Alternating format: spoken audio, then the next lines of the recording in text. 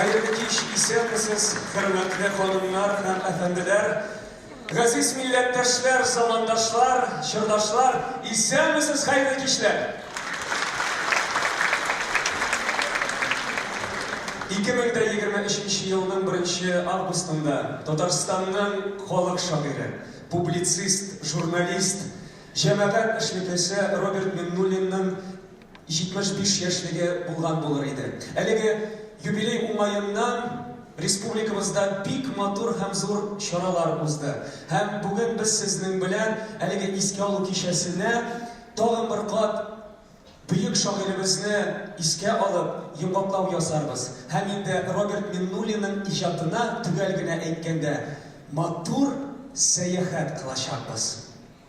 Син гомең сер, син тылсым, син бит миңа, бары миңа гына насыйп булгансың, булсын.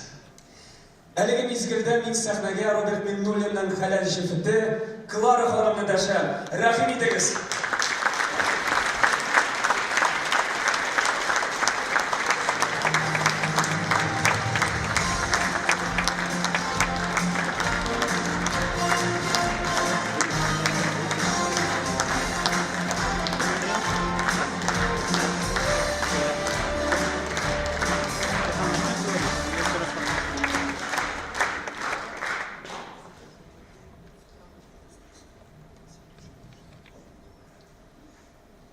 Hayırlı kеш, muhterem cemaat, milletvekillerimiz, hayırlı kеш, kadirli konaklar, şıraftan kelgenler, yakın tuğanlar, barınızda şuşlay Robert'ni zorlap, Robert'ni hürmet etip, şulay onun icatına ihtibar etip kelgeniz için zor rahmet.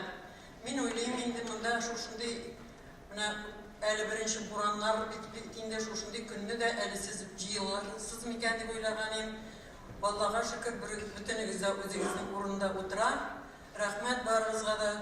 Мен енді шанам, сіз енді Роберт'ні сағанғансызды деп, Роберт'ның тауышын іштесіз келе деп, оның аша болса да, икрам аша болса да, тауышы да яңғырар. Жырларын сағанғансызdır, шиғырларын сағанғансызdır, бек шанып. Sizge şunu bildiresim келе, мен енді өзіміз сағынғаш, сізден сағынасыз деп ойлаймыз.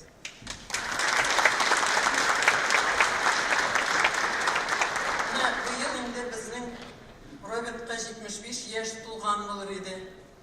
Ол 75 yıllık юбилейін енді ол өзі исән болса, бек матур етіп ұздырған болыр еді. Енді көтеріңкі рухта болыр еді.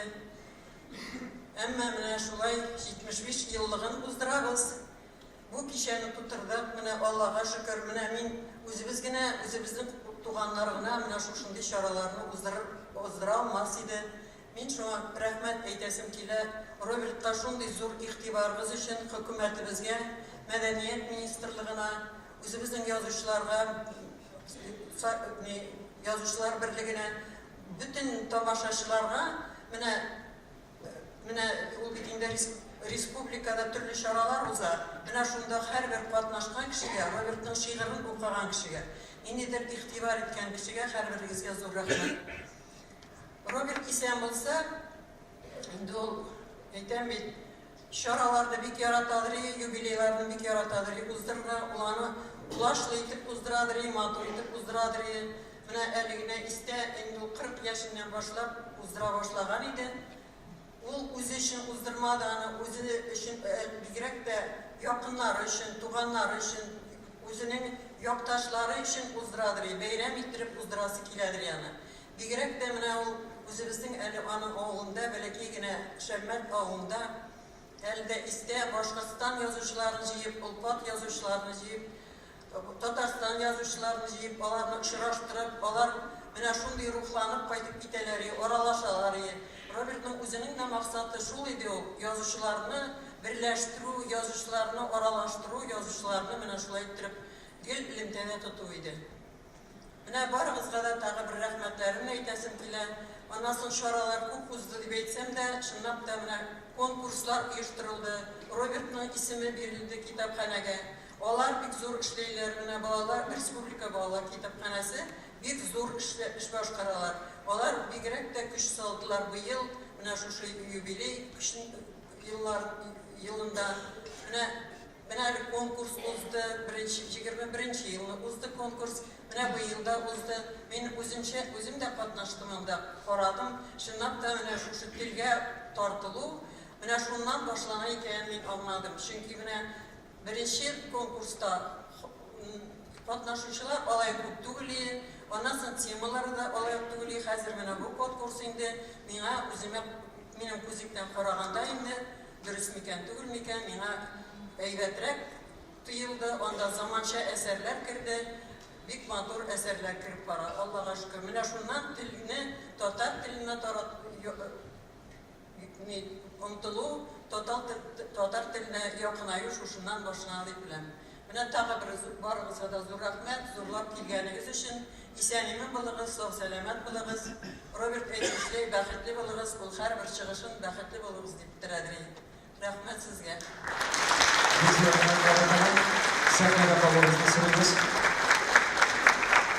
Мин яратам сезне, чындашларым. Сез кадерле миңа барыгыз да.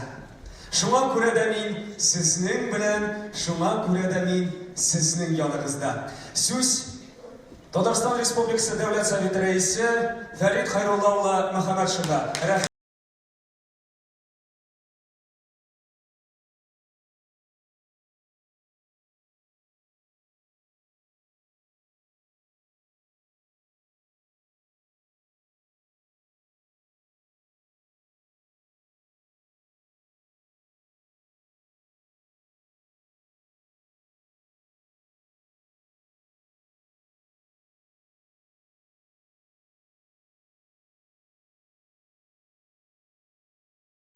Хәерле кич, кадерле дуслар, Клара ханым, балалар, Кемленович, туганнары, Башкортстаннан килгән кунакларыбыз, олылап, безнең бик яраткан республикабыздан булган җегетләр. Мин республика җитәкчелеге исеменнән бүген бер-ике сүз әйтергә телим. Менә безнең бүгенге рәисебез Рустам Нургалиевич Миңнеханов беләм, минем монда киткән, миннән дә әйтте бер-ике сүз дип бик хөрмәт итәдер инде. Беренче президентыбыз Минтимер Шәриф улы Шәймиев бер заманда эшләдек бит инде. Роберт та безнең белән бергәләп һәм бүгенге хөкүмәтебез исеменнән әле сәламнар килеп җитер. Мин менә шушы хәтле залны тутырып җыелган халыкны күргәч шатландым. Мин әйтәм, онытмыйлар, истә тоталар. Якын кешебезне, республикага бөтен көчен, гомерен биргән кешене һәм туган татар телен менә шулай итеп безгә өйрәтеп, безне өйрәтеп, менә шулай итеп саклап алга алып баручы җегетебез. Иртә китте. Ул Туфан Минуллин, Разил Валеев, мин ләммә бер-ике сүздә татарча белми торган кешене Русапташыннан әлмәттән килгән югары советка сайлаганнан соң бик тәнкыйтьләделәр мине. Туган теленә йөрү. Ике телдә, дәүләт телендә бу утырышны алып барырга тәкъдим итәләр бит Фәүзия Байрамовалар. Башкалар, Марат Моляковлар. Мин әйтәм, өйрәтәсезме соң? Роберт әйтә, өйрәтәбез. Теләгең булса өйрәтәбез ди. Мин кычкырып аның шигырьләрен өйдә кайтып китабын бүләк иткәне укыйм да, белмәгән сүзләрне язып алам да. Роберт кнопкага басам, кирип чыгар, пожалуйста, рәхмәт. Килә, мин әйтәм, моның сүзен тәрҗемә итәле. Бу нәрсә дигән сүз соң? Бу нәрсә дип, как его перевести на русский язык дип әйтәм. Шулай итеп, менә чын күңелдән мине дә брас татар теленә өйрәттеләр. Аларга бик зур рәхмәт. Исән чагында да рәхмәтемне әйттем Клара мине, Роберт Нургалиевичка. Без аның белән бик дус эшләдек. Ничә еллар депутат булды бит. Югары Советта, Дәүләт Советында, комиссия рәисе, комитет рәисе, минем урынбасары булып та эшләдек бит әле бергә.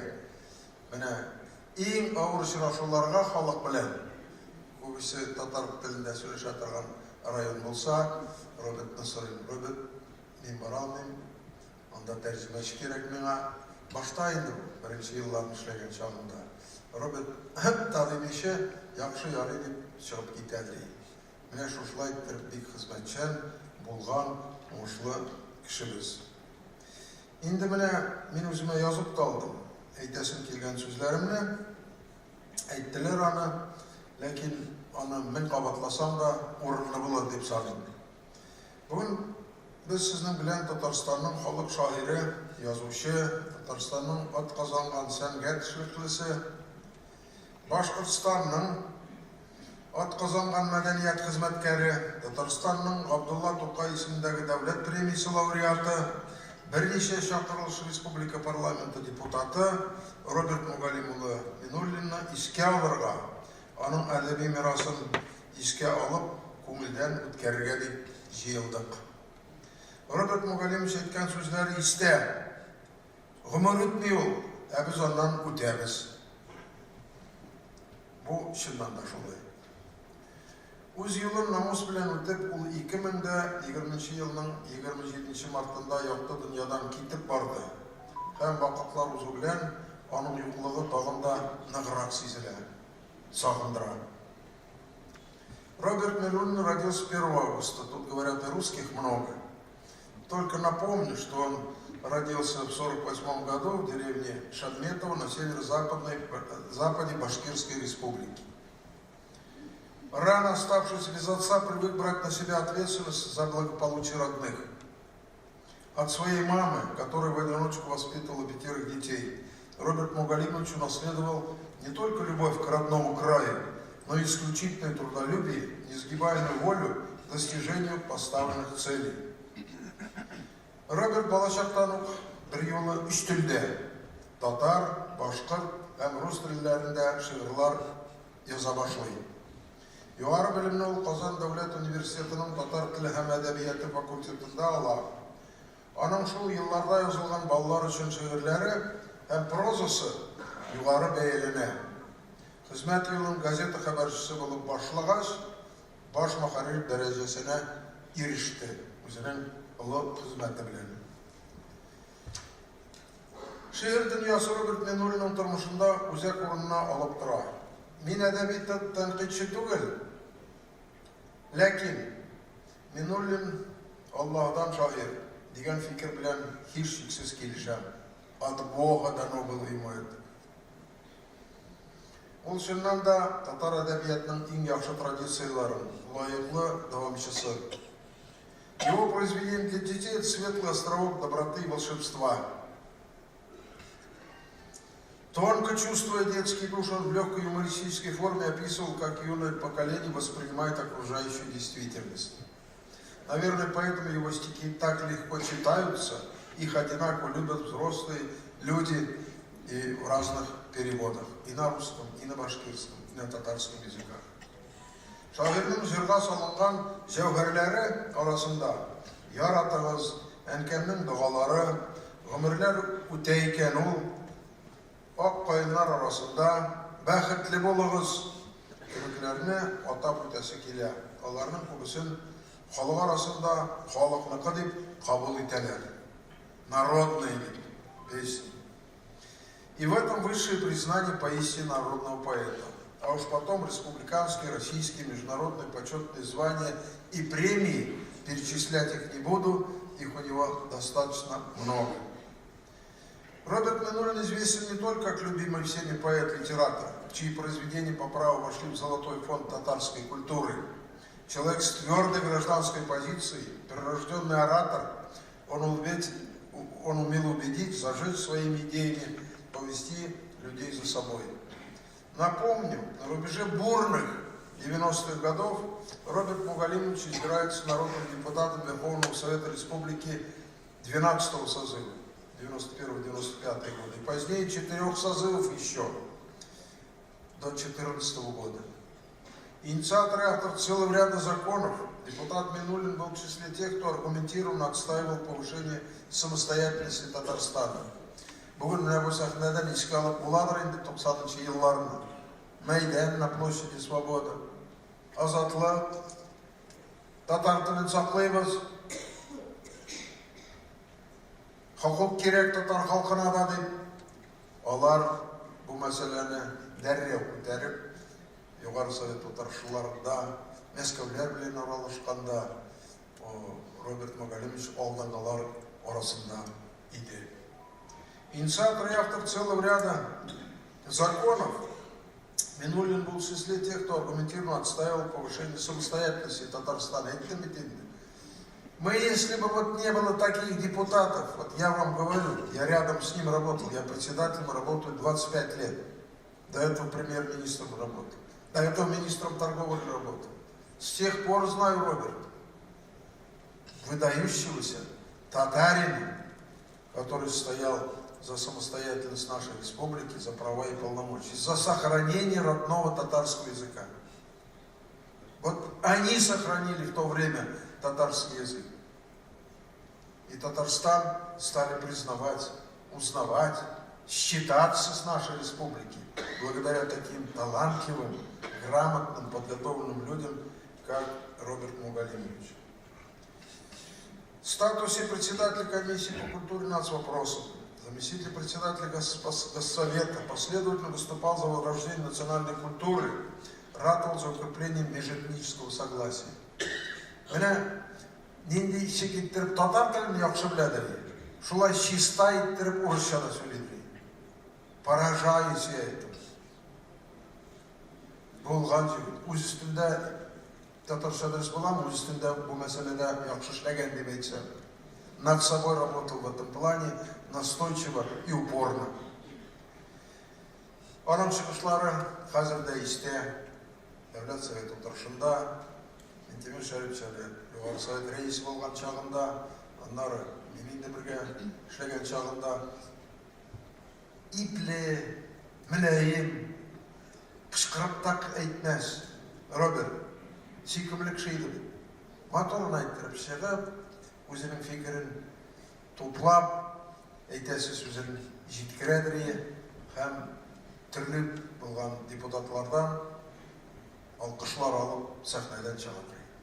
Менә шушындый татар җегетебез, без аның бүген 75 яшьлеге уңайыннан очрашып, тагын бер кат рәхмәтебезне әйтәсебез килә, аны истә тотабыз.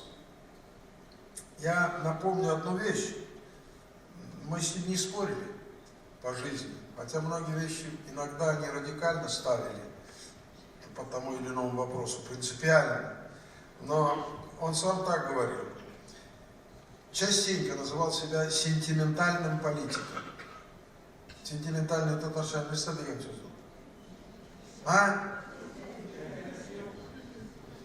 Менә мин бит белмим. Сентиментальный мен.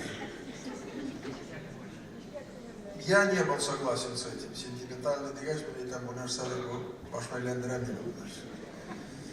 Роберт әйтә, без бит язучылар, шагыйрьләр ди, икенче төрлерәк карыйбыз ди, тормышка, дөньяга, үз фикеребез туплана ди. Аны бит икенче яктан да карарга кирәк, җәмгыятькә бүгенге дип. Шулай итеп безне өйрәтәдер, акыл бирәдер. Аның йөрәге бик олы булган. Через свое большое сердце, заботы и переживания людей пропускал через сердце. Иногда видно было, что у него там кипит йөрәге яна, ләкин үз үзен тыеп, моторын әйттереп менә утырып залда карасаң аңарга күренеп тора, как он переживает, ничек иттереп бу мәсьәләне үткәрергә икән.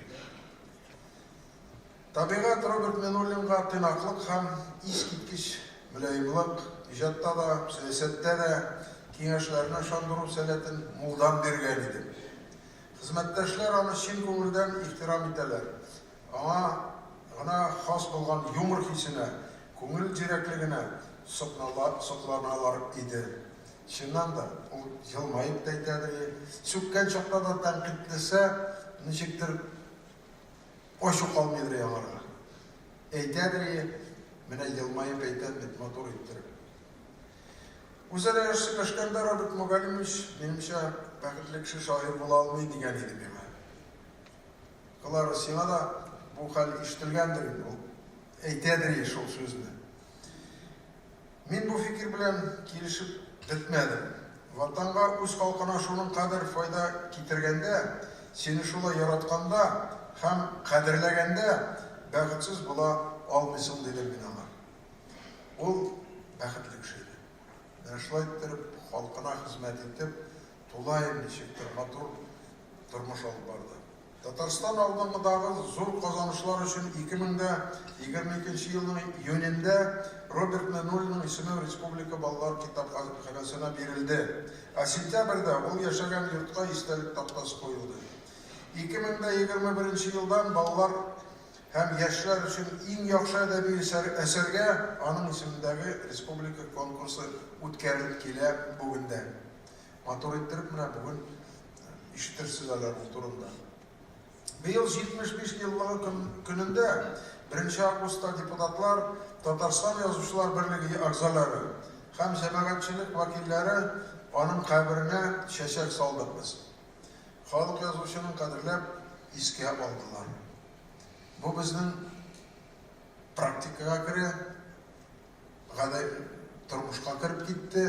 Депутатлар ел сайын бер мәртәбә зияратка барып, менә республикага хезмәт иткән кешеләрне, теге дөньяга киткән кешеләрне шулай иттереп каберләренә барып, искә алып, чәчәк салып, матурма иттереп аларны искә алабыз. Роберт Мөгаллимовның бер шигырендә киләчәкне күреп язылган юллар бар иде. Кеше гомерләре бигрәк кыска. Берсенә дә кабат кабынмый. Һәрберегезгә дә кагыла ул. Шагыйрьләргә генә кагылмый дигән. Чыннан да. Ул безнең йөрәгебездә. Менә дөрес әйткән.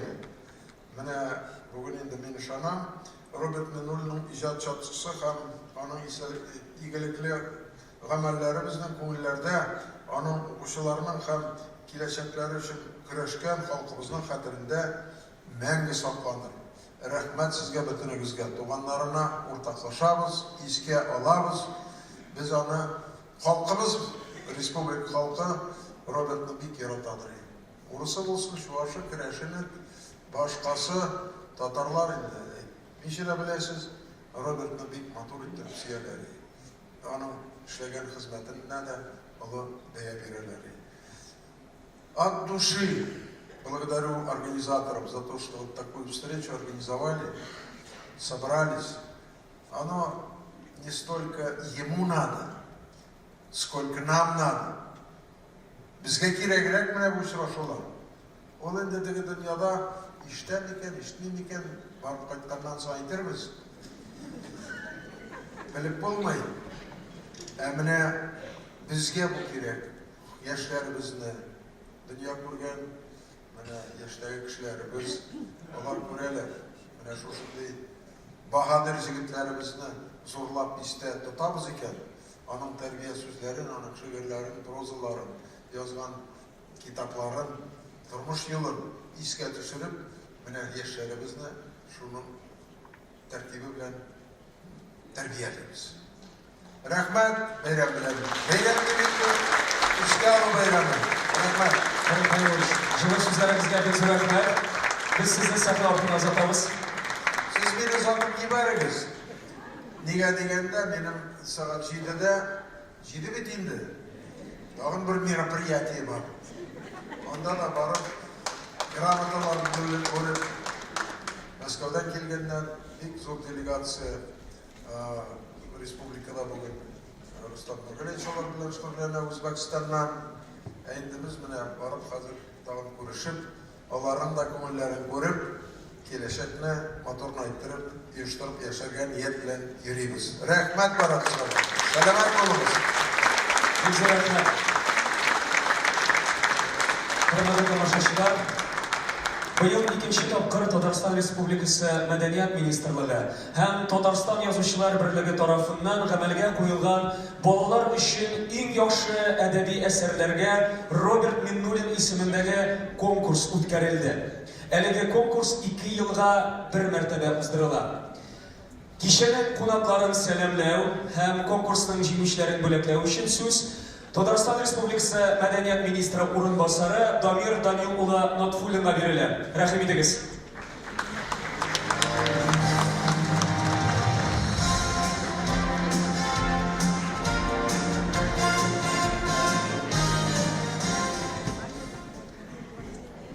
Hayırlı kiş. Күп матур сүзләр әйтелде. Рәсми өлешнең кечкенә өзеге калды. Мөхтәрәм җәмәгать, бүген без күренекле шагыйребез, җәмәгать һәм дәүләт эшлеклесе Роберт Мөгаллим улы Миннуллинның 75 еллыгына багышланган кичәсенә җыелдык. Роберт Мөгаллимович татар әдәбиятына тирән мәңгегә эз калдырган шәхес. Аның шигырьләре кечкенәдән һәрбер татар баласына таныш. Аның лирикасы туган яр, туган халыкка багышланган, туган җиргә багышланган. Ул безне барыбызны да яшәргә, мәгънәле яшәргә рухландыра. Һәм әлбәттә андый дәрәҗәле шәхесләрнең исемен мәңгелләштерү ул безнең хөкүмәтнең мәдәният министрлыгының төп бурычларының берсе булып санала. Һәм әлбәттә Роберт Мөгаллимовичның исемен мәңгелләштерүдә без даими эш алып барабыз, аның турында инде бүген әйтелде. Һәм без әлбәттә бу эшне алга таба да дәвам итәчәкбез. Һәм бүген без сезнең ярдәмегез белән бу ел үткән яшүсмерләр һәм балалар өчен Роберт Миннуллин исемен йөртә торган Роберт Миннуллинга багышланган әдәби бәйгенең нәтиҗәләрен игълан итәбез. Рәхмәт. Иң яхшы балалар шигыре номинациясендә җиңүчеләр. 3нче урын Төн буе шигырьләр циклы Ленар Шаев.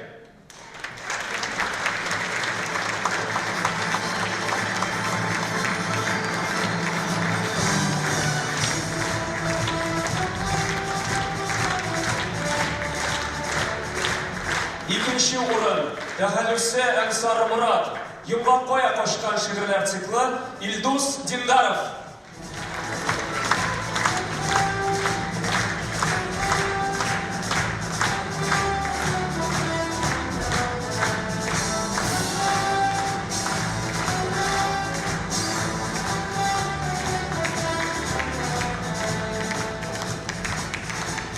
Беренче урын Гүл тәхәллүсе астында Төшләрем шигырьләр циклы Гөлназ Хайруллина.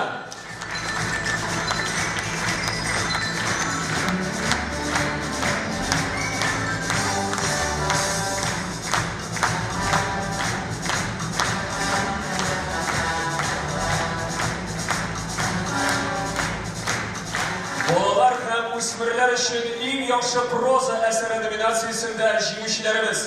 3нче урын Жан тәхәллүсе Туган көн хикәясе Галимҗан Гыйльманов.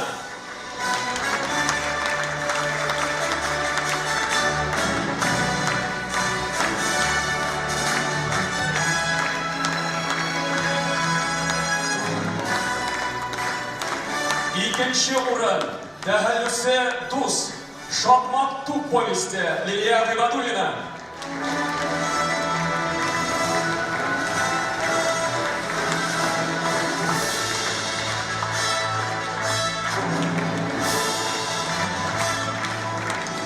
Беренче урын Каплан тәхәллүсе астында Мәдинә нигә елый хикәясе белән Ләлә Сабирова Гыймадиева.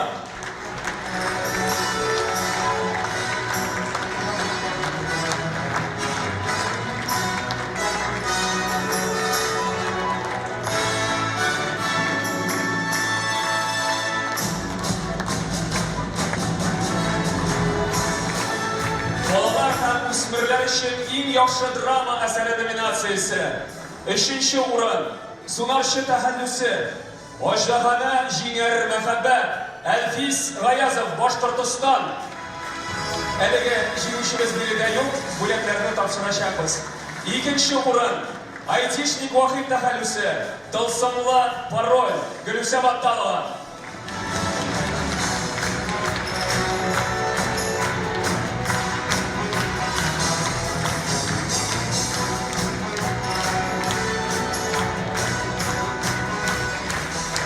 Беренче урын Гали тәхәллүсе астында әллә юри, әллә шын Айгөл Әхмәтгалиева.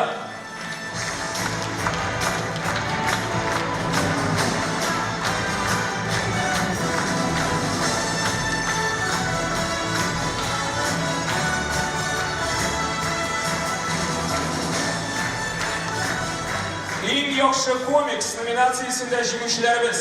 3-нче урын Йолдыз тәхәллүсе Әти Патефон алды. Азалия Ибраһимова.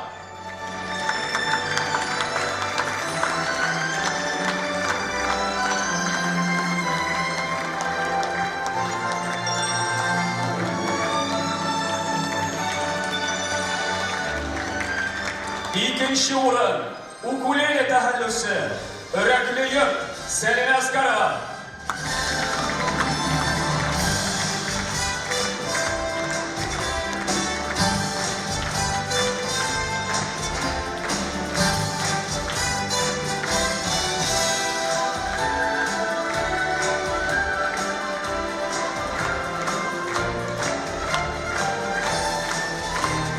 'Сертификатны онытмагыз, кызлар. Хөрмәтле тамашачылар, һәм 1-нче урын Башкортстаннан кем җиңде икән?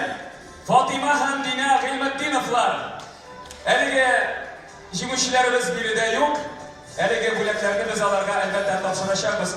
Бик зур рәхмәт. Җиңүчеләребезне тагын бер кайнар алкышлар белән тәбрик итәбез һәм алга таба да уңышлар теләп калабыз.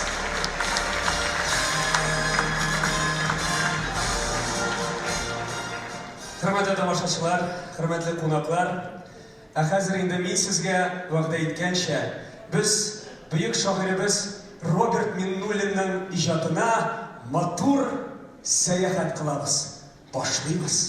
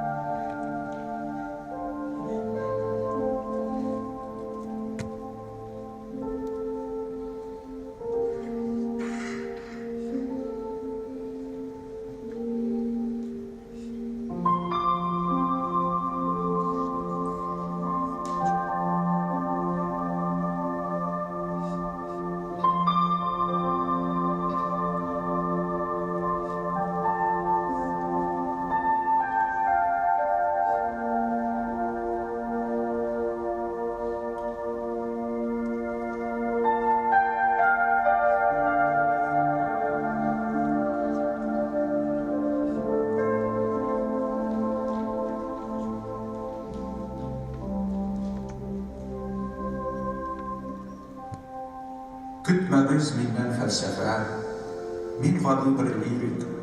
Лирикларга нишләсә дә, ни язса да лирик. Хисләр белән эш итәм мин, җанның сөю сагыш.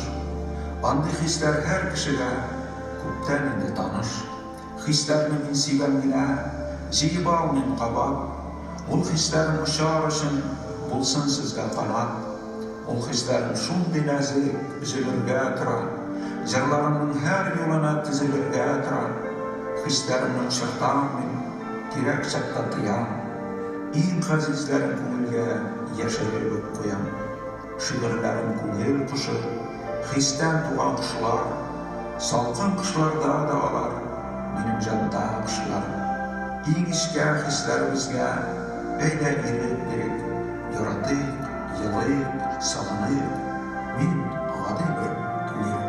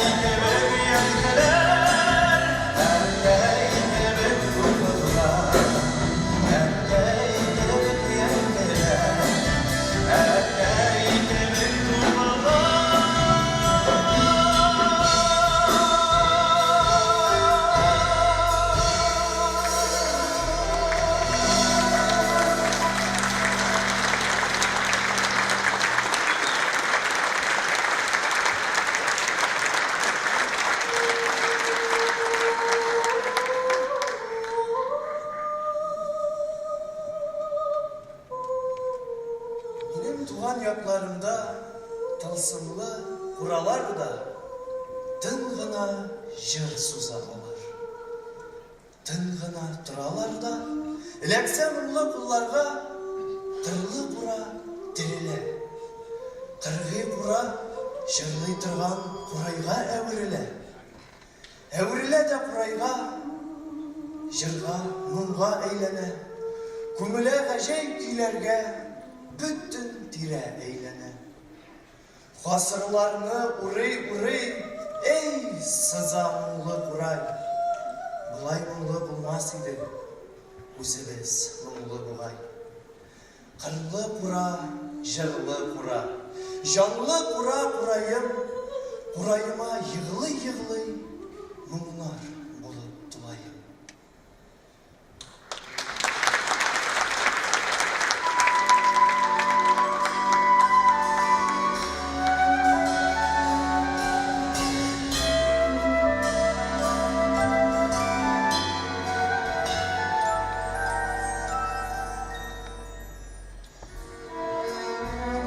Siz bilesiz meni avuldaşlar, sağınılarının nerse ikeni. Sağınılar uylar meni şair bir can gitkeni. Sağınılardan divanalar bulur şikke koşar jidemi. Avılıma koçsan soyun bitmin erli şığıp gidemi. Siz bilmisiz gine avuldaşlar, uylarımda benim siz gine. Bik sağındım seni tuğan avay, ağlatırga jitmiş söz gine. Jırlarımda jitmiş hislerimde, ağlatırga sağındığımda ey şemmetim. Koyşağında sinde sağınıştı sağınlarını. Sağındırarken düşlerinde ıngraşıp yatsa jir suun, düşlerine adalanan kirse ortağına orayken jir suun. Savaş atış hadirelerine şemmetimnin her bir düşünde, şemmet yanındağı şevkadağı şem koyunlar kire düşüne. Siz ultımda kisken o koyunlar, canımdağı yana yaralar. Min olarga kışkıneden başlı, minim için süygen yar bana. Min sağınam sizni avuldaşlar. Tuzak, şiir yazan, üzüm güne bilem sağınlarını, rahatlığı bilen gazabı.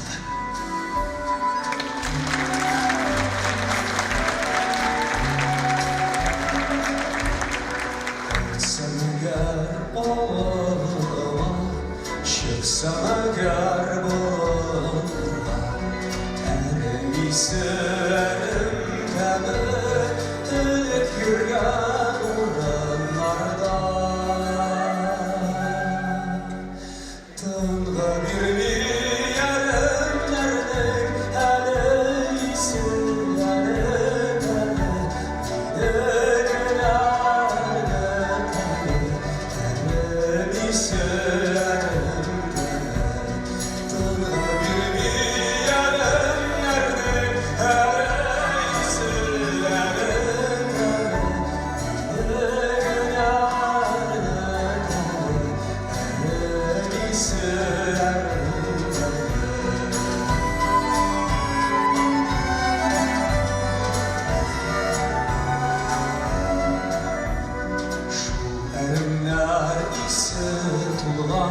savaş diyen yaralarda, yanlarında evde yok, yaralarda, maralarda.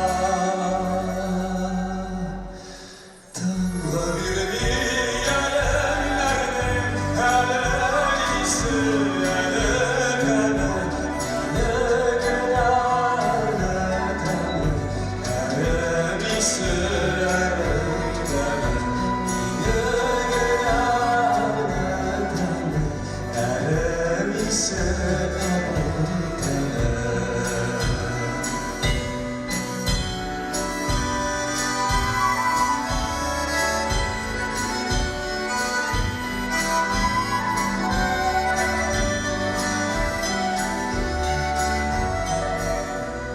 yazmışlarının maraşısı elleğinde elimden, elleğinde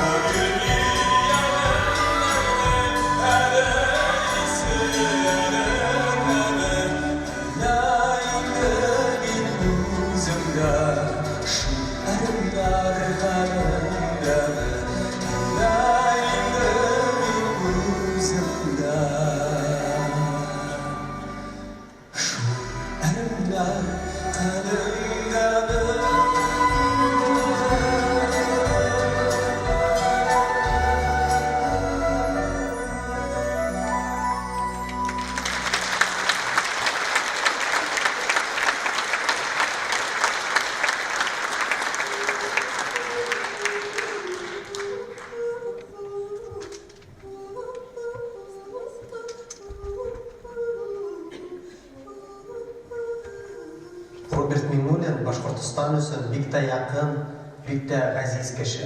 Ул үзенең иҗатында ла туган ягын данланы, шуңа ла Башкортстан уны һәр вакыт яратты, ярата, хәтерләй.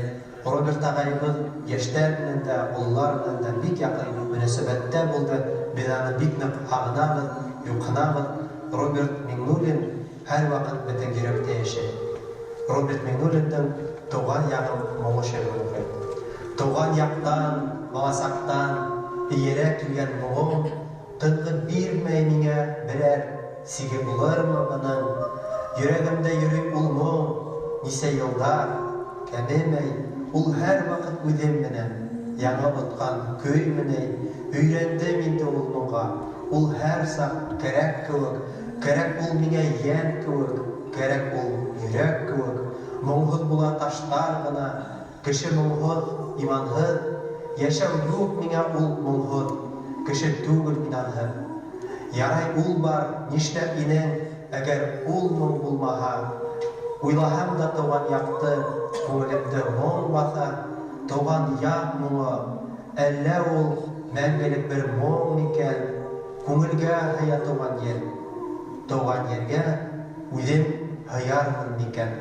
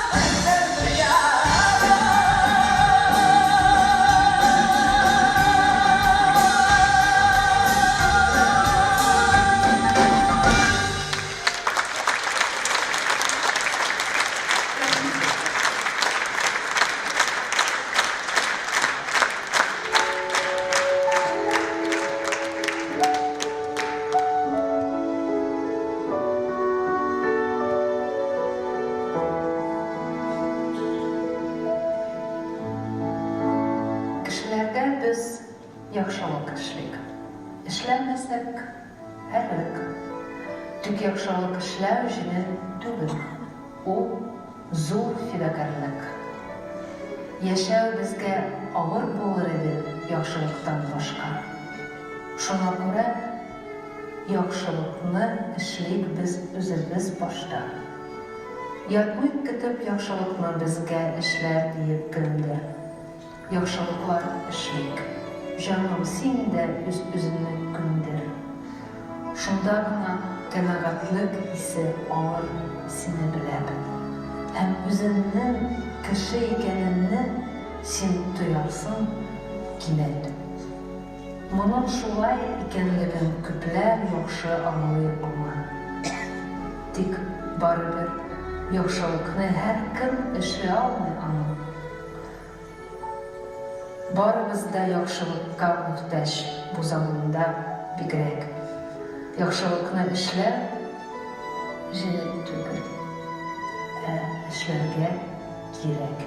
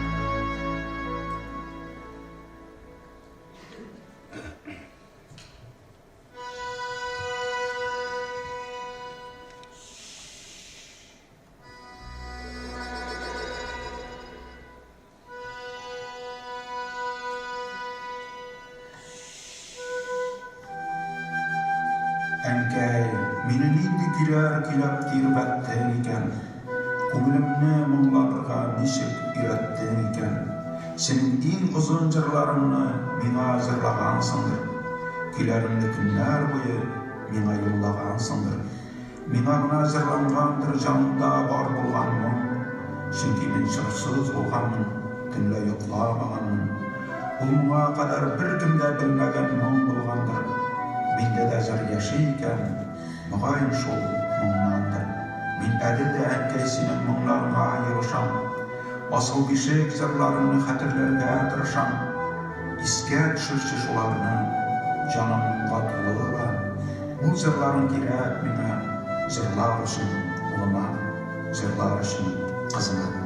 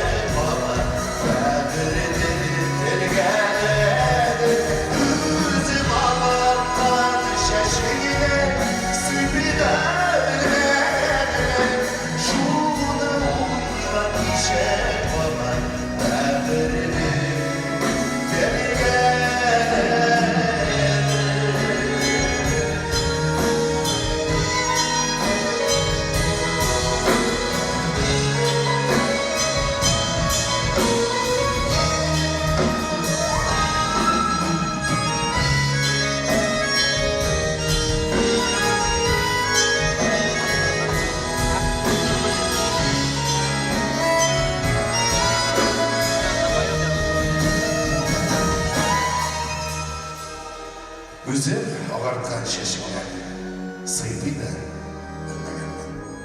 Шуны ойлап, неше йыллар бәділіне